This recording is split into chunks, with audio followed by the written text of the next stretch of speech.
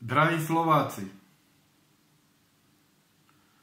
vítajte na dnešnom podujatí 5. ročníka Branného dňa, ktorý sa koná pri príležitosti 81.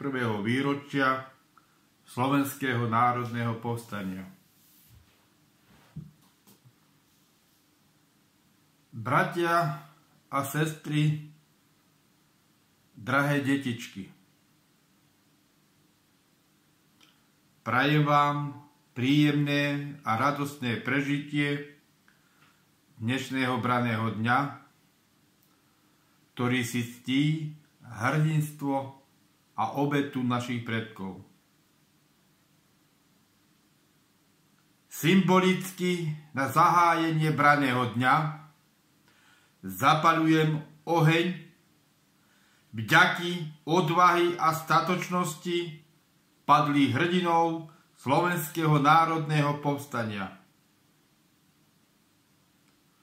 Blahoslavení, premúdri predkovia naši, veľkú slávu vám rečieme my.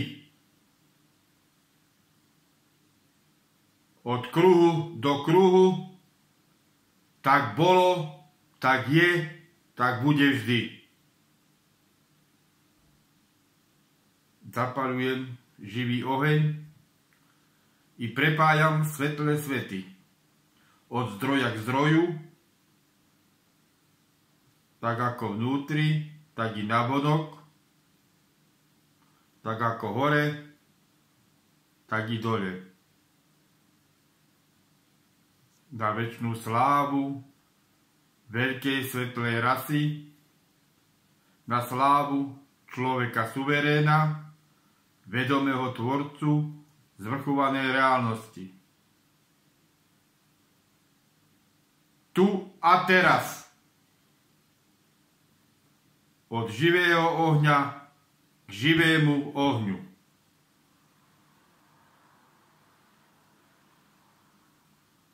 Mier všetkým bytostiam.